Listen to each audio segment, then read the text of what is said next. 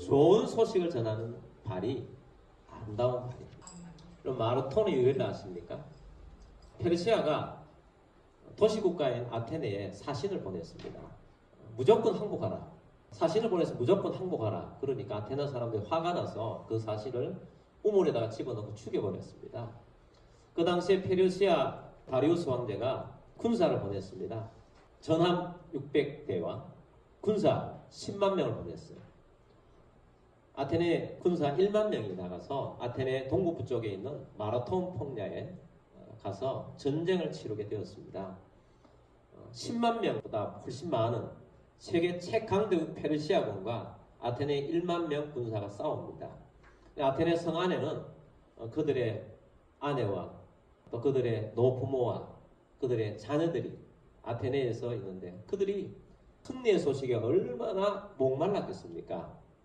그들은 1분 1초도 이 전쟁 소식을 기다리는데 요즘처럼 실시간으로 볼 수 있는 것도 아니고 전쟁이 잘못되면 다 망하게 생겼고 또 자기 남편이나 자기 아빠가 다 죽게 되었는데 얼마나 초조한 심령으로 있었겠습니까? 근데 기적이 일어났습니다. 이 1만 명의 아테네 군사가 10만 명이 넘는 페르시아 군사를 이긴 것입니다. 대성을 거뒀어요. 대성을 거두고 나자 필리피데스라는 사람이 아테네로 뛰었습니다. 지금 마라톤 평야를 뛰어서 42km를 뛰어서 아테네 시까지 들어왔어요. 근데 필리피데스가 그 자리에서 한마디 했습니다. 우리 아테군이 승리했습니다. 필리피데스는 그 말 한마디 하고 쓰러져서 죽었습니다. 좋은 소식을 전하기 위해서 전속력으로 달려왔던 이 아름다운 발이 있습니다. 근데 진짜 아름다운 발은 복음을 전하는 발입니다. 왜냐하면 이 복음이 가장 좋은 소식이요 가장 기쁜 소식이기 때문입니다. 하나님 말씀에 그 발이 아름답다. 오늘 본문에서 그렇게 말씀하고 있습니다. 아름답도다. 좋은 소식을 전하는 발이요. 좋은 소식을 전하는 발이 아름답도다. 근데 이 말씀이 기록된 바 되어 있어요. 어디에 기록되어 있는가? 구약성경 이사야 52장 7절 말씀을 인용한 것입니다. 좋은 소식을 전하며 평화를 공포하며 복된 소식을 가져오며 구원을 공포하며 시온을 향하여 이르기를 내 하나님이 통치하신다 하는 자의 산을 넘는 발이 어찌 그리 아름다운가. 이사야 선지자를 비롯해서 그 당시에 많은 선지자들이 하나님의 말씀을 따라서 이스라엘 백성들에게 경고를 했습니다. 유대 나라에 경고를 했습니다. 너희들이 우상 숭배를 하면 망한다. 너희들이 하나님을 잘 섬기지 않으면 망한다. 너희가 너희 마음대로 하면서 고아와 가부를 돌보지 아니하고 가난한 자를 힘들게 하고 그렇게 살면 너희는 망한다. 너희는 돌보아라. 사랑해라. 그런 메시지를 끊임없이 했음에도 불구하고 그들은 선지자의 말씀을 듣지 않았습니다. 그러다가 바벨론에 의해서 멸망을 당하게 되는데 예루살렘 도성이 무너졌어요. 그리고 그들은 쇠사슬에 묶여서 대부분의 사람들이 바벨론의 포로로 끌려가게 됩니다. 그리고 그렇게 영광스럽고 화려했던 금으로 만든 예루살렘 성전은 다 약탈당하고 완전히 무너져 버렸어요. 그리고 예루살렘에는 그동안 별 존재감이 없었던 소수의 사람들만이 남아서 예루살렘을 지키며 있습니다. 그러나 그들은 하나님께서 이 예루살렘을 다시 회복하심을 기다리고 있었습니다. 주력 세력들은 다 끌려가서 노예 생활을 하고 남아있는 소수의 사람들이 하나님의 나라를 회복하심을 기다리고 있는데 그런 기간이 무려 70년이 지났어요. 70년이 지나자 하나님께서 일하셨습니다. 그들을 사로잡아갔던 바벨론이 페르시아에 의해서 멸망을 당합니다. 근데 페르시아의 고레스 황제가 이 땅에 있는 모든 유대 사람들은 다 본국으로 돌아가라. 내가 하나님 말씀을 들었다. 예루살렘에 가서 성전을 지어라. 이렇게 공포하고 선포를 했어요. 그러니까 1차로 돌아오는 사람들이 예루살렘에 돌아오겠다고 한 사람들이 한 5만 몇 명 됩니다. 이 5만 명이 줄을 지어서 오는 긴 행렬이죠. 그들은 서서히 움직일 수밖에 없습니다. 가족들이 이끌고 있는 서서히 움직여서 예루살렘을 향해서 오고 있습니다. 그들의 심령에는 이제 우리가 자유인이 되었다. 이제 하나님의 나라를 다시 회복하게 되었구나. 기뻐하며 즐거워하면서 예루살렘에 남아있는 사람들을 위해서 전령을 보냅니다. 전령을 보내면서 소식을 전한 내용이 이 7절 말씀이에요. 좋은 소식을 전하며 이제 우리가 해방받았다, 구원받았다, 이렇게 자유함을 얻었다, 좋은 소식을 전한 것입니다. 복음과 똑같아요. 예수 그리스도의 좋은 소식을 전하는 것 똑같습니다. 평화를 공포하며 이제는 우리가 자유함을 얻었으니 이 땅은 평화의 나라가 되었다. 더 이상 도망하지 않아도 된다. 복된 좋은 소식을 가져오며 이 얼마나 복된 좋은 소식을 가지고 예루살렘으로 오고 있습니까? 구원을 공포하며 이제는 우리가 구원받았다. 사단의 세력은 물러갔다. 우리는 완전히 구원받았다. 시온을 향하여 이르기를 내 하나님이 통치하신다. 이제 하나님께서 다시 이 나라를 회복하시고 이 나라의 통치를 하시며 이 나라를 다스리실 것이다. 이런 메시지를 가지고 돌아오는 것입니다. 그래서 이 전령들이 먼저 와서 이제 이 예루살렘에 있는 사람들에게 소식을 전하는 이 발이, 산을 넘어오는 이 발이 어찌 그리 아름다운가 하는 것입니다. 그래서 이 소식을 들고 왔는데, 그런데 이 예루살렘에서 있는 사람들 중에 이 소식을 먼저 듣는 사람이 있어요. 누구냐? 파수꾼들이에요. 예루살렘이 황폐한 도시에서 70년을 사는데 이들이 그래도 침략하는 사람 도둑대들이 있기 때문에 파수꾼을 외곽에다 세워놓고 파수하는 사람들이 있었어요. 이 파수하는 사람들이 있는데 전령들이 와서 가장 먼저 누구에게 이 소식을 전합니까? 파수꾼들이 듣고 기뻐하고 즐거워하죠. 안 기뻐할 수가 없는 겁니다. 8절 말씀에 보면 내 파수꾼들이 소리이로다. 그들이 소리를 높여 일제히 노래하니 이는 여호와께서 시온으로 돌아오실 때 그들의 눈이 마주 보리로다. 그들이 기뻐하고 즐거워하며 뛸 수밖에 없는 그런 파수꾼들이었어요. 이 파수꾼들이 이 소리를 듣고 그 다음에 이 파수꾼들이 또 가서 우리가 해방되었습니다. 이제 우리 백성들이 돌아오고 있습니다. 우리는 자유인이 되었습니다 하고 본대에 남아있는 예루살렘에 있는 회복을 기다리는 사람들에게 전해 준 거죠. 우리들 마찬가지예요. 우리는 목사는 전령과 같습니다. 열심히 전하며 여러분들은 먼저 복음을 받은 파수꾼과 같은 사람들이에요. 복음을 받지 못했던 가족들이 있고 이웃들이 있습니다. 나아가서 이 기쁜 소식을 전하고 이 소식을 전할 때 기뻐하고 즐거워하며 받을 사람들이 있다는 것입니다. 어린 생명이 태어날 때 이 출산을 기다리는 사람들이 생각보다 많아요. 하여튼 출산을 무사히 잘하면 전화를 합니다. 장모님이나 어머님이나 부모님들은 기뻐 뛰지 않겠습니까? 막 실제로 안 뛰더라도 속으로는 기뻐 즐거워합니다. 아들이래 딸이래. 아우 잘됐다. 야 우리 집에 정말 손주가 났단 말이야. 손녀가 났단 말이야. 정말 잘됐다. 건강하지? 야 잘됐다. 그냥 그러고 있습니까? 또 전화합니다. 다른 딸이나 다른 자매나 다른 형제들 또 전화합니다. 친척들에게 막 전화해. 아는 사람한테 얘 우리 집에 이게 나왔단다 막 하고 기뻐하고 저는 소식 전하지 않습니까? 파수꾼 역할을 하는 거예요. 이게 기쁜 소식을 전하는 것이죠. 그래서 이 기쁜 소식을 전하는데 최고의 기쁜 소식은 복음이란 말이에요. 오늘 로마서 10장 13절 말씀에 누구든지 주의 이름을 부르는 자는 무엇을 받으리라? 구원을 받으리라. 어떤 사람이 구원을 받아요? 누구든지 주의 이름을 부르는 사람. 누구든지예요. 누구든지. 이것이 복음입니다. 예수 그리스도께서 이 땅에 오신 것이 복음이에요. 예수님 하나님의 아들 예수님이 이 땅에 오셔서 십자가에 달려 돌아가셔서 우리 죄를 대신 지시고 우리의 죄를 속량하여 주셔서 우리를 의롭게 하셨다는 것이 복음이에요. 예수님이 십자가에 달려 돌아가셨다가 부활하셔서 부활의 첫 열매가 되신 것이 복음입니다. 이 예수 이름을 믿는 자는 구원을 얻는 것이 복음이에요. 우리 가운데 예수 이름을 주신 것이 복음입니다. 이 예수 이름을 믿고 예수님을 영접하고 하나님의 나라의 백성으로 살면 구원을 얻고 천국 백성 된다는 것이 복음입니다. 그리고 이 복음이 누구든지 복을 받을 수 있다는 게 복음이에요. 누구든지 어떤 사람이든지. 저는 유튜브를 통해서 가끔 찬양을 듣습니다. 근데 어제는 우리나라의 유명한 가수인데 찬양을 하더라고요. 그분이 예수 믿는 줄 몰랐어요. 그분 예전에 도덕적으로 큰 문제를 일으켜가지고 사회적으로 매장될 뻔했어요.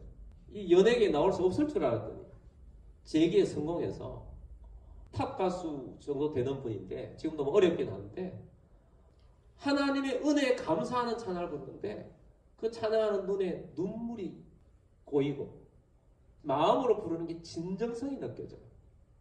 야, 이런 분이 그 당시에 사회적으로 어마어마한 무리를 일으켰던 이런 분이 지금 언제 예수를 믿었는지 모르지만 예수를 믿어서 이렇게 하나님의 은혜를 찬양하는 거 보니까 반갑더라고요. 야, 이분이 어려운 과정을 지나면서 예수님을 의지하고 예수님의 은혜를 사모하면서 나아가고 있구나. 그 당시 무리를 일으켰을 때는 대부분의 사람들이 손가락질하는 그런 사람이었는데 그러니 누구든지 중에 이 사람이 있어서 하나님의 보호하심이 있구나 하는 것을 보면서 감사하더라고요. 여러분 누구든지 예수님을 믿으면 구원을 얻습니다. 근데 이 누구든지 예수를 믿으려고 하면 그 누구에게 전파하는 사람이 있어야 돼요. 복음을 전하는 사람이 있어야 돼요. 14절 말씀에 보면 그런즉 그들이 믿지 않은 하는 일을 어찌 부르리요. 누구든지 주의 이름을 부르면 구원을 받는데 주의 이름을 부르려고 하면 그 사람이 믿어야 돼요. 듣지도 못한 일을 어찌 믿으리요. 믿으려고 하면 듣게 해야 돼요. 그 사람을 듣게 하려고 하면 전파하는 자가 없이 어찌 들으리요.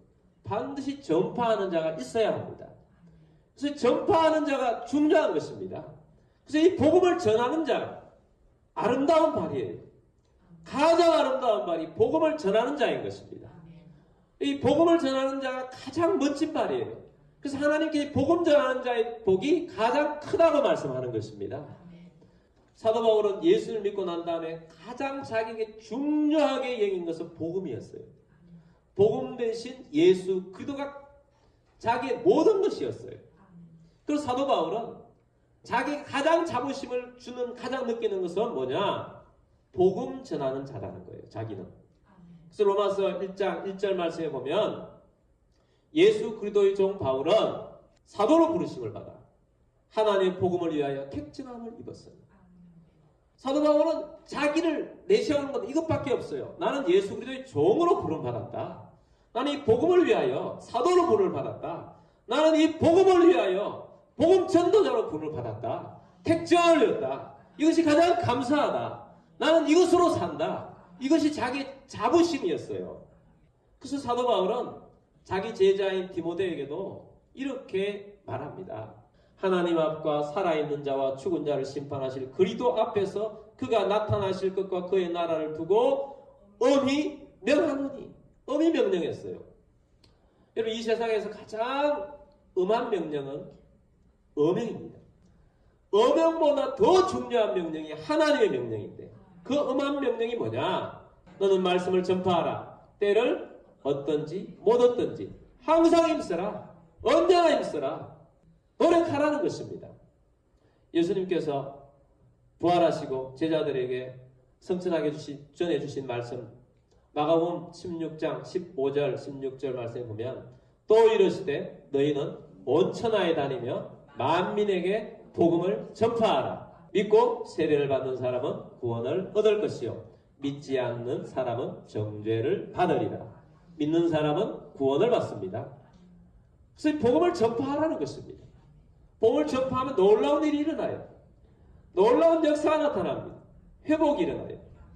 좀 작은 동네 출신의 어떤 목사님의 간증을 들은 적이 있어요. 자기는 넓은 냇가가 있는 옆에 있는 마을 사람이라는 거예요. 자기 동네는 거의 100%가 예수를 다 믿는다는 겁니다.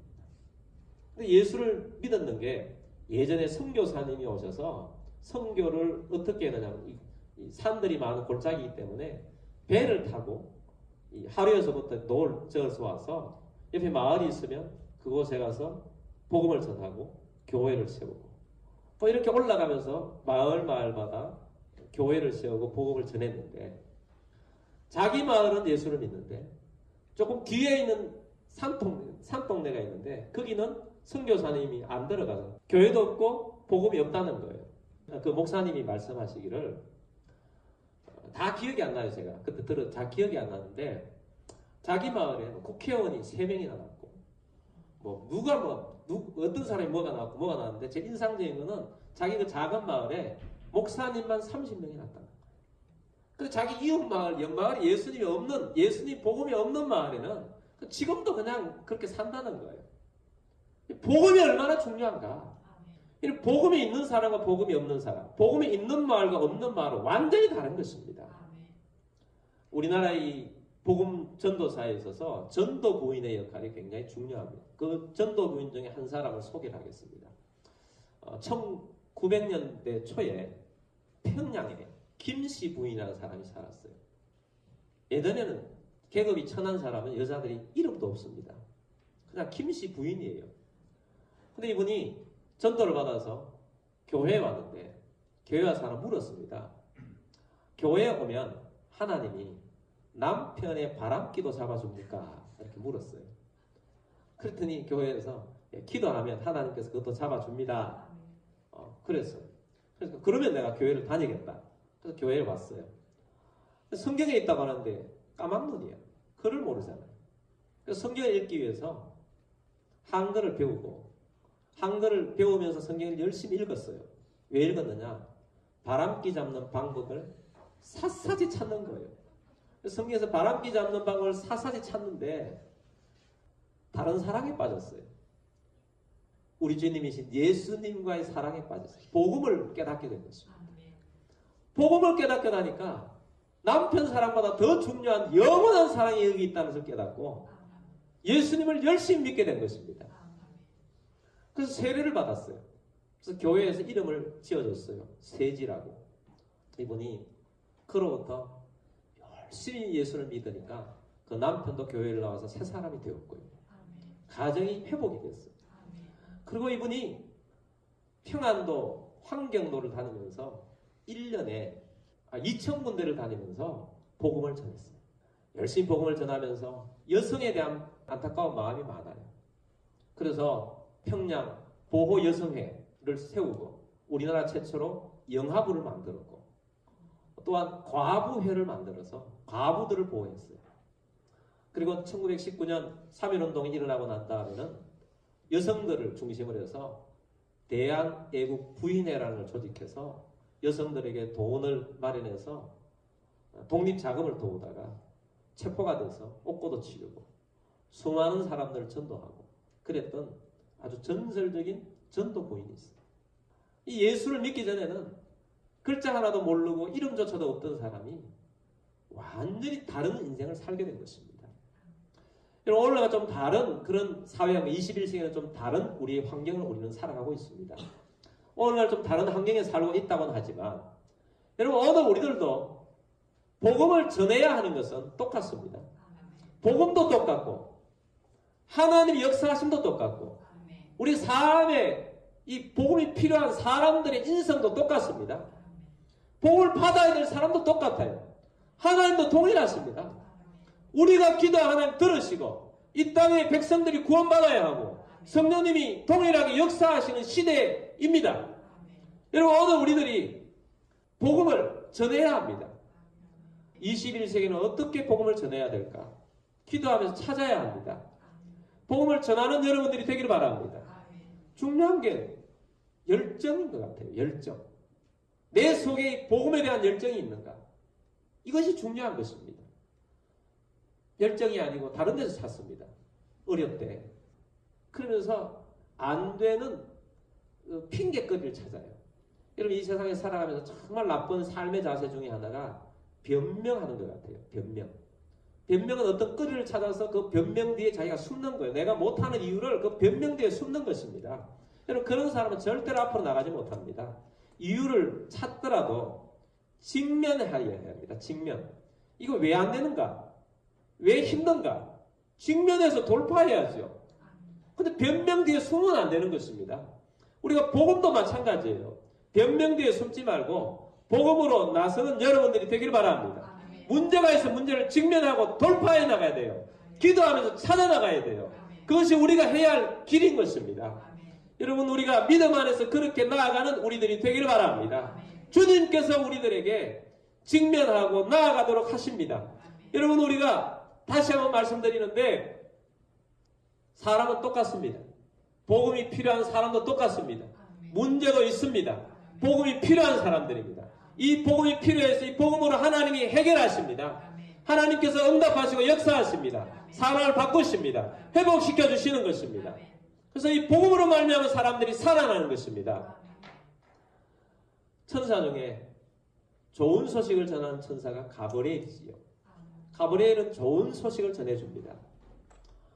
예수님이 탄생하셨을 때 목자들이 들에 있는데 그 목자들에게 가서 기쁨의 좋은 소식을 너에게 전한다.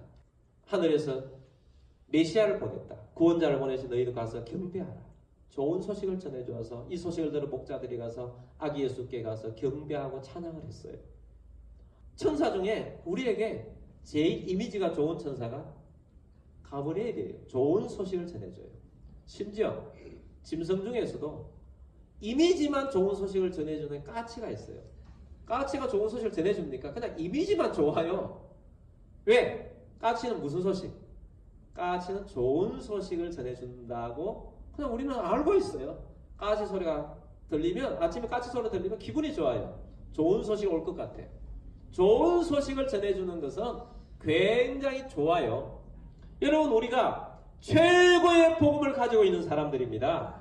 가장 귀한 복음을 가지고 있는 우리들이 이 복음을 내 혼자 간직하고 있는 그런 파수꾼이 되지 마시고 지금 이 소식을 모르는 주변에 수많은 사람들이 있다는 것입니다. 우리가 이 소식을 가지고 전하면 그들이 살아납니다. 그들이 살아나면 그 가정이 살아나고요. 그 자녀들이 살아나고 그 자녀들 속에서 어떤 인물이 날지 어떻게 합니까? 주님이 그 사람들을 세우고 바꾸는 거예요. 그러므로 우리가 복음을 전하는 우리들이 되기를 원합니다. 복음을 전하는 아름다운 발이 가장 아름다운 발입니다. 복음을 전하는 아름다운 발이 가장 멋진 발입니다. 여러분 아름답도다 귀한 복음의 발인데 여러분 우리 주님께서 우리 복음을 주셨는데 이 복음을 전하고 이 복음을 나타내어서 주님이 기뻐하시는 하나님 백성 되기를 주의 이름으로 축복합니다. 복음을 전합시다. 복음을 전합시다. 여러분 가운데 역사한 복음을 전합시다.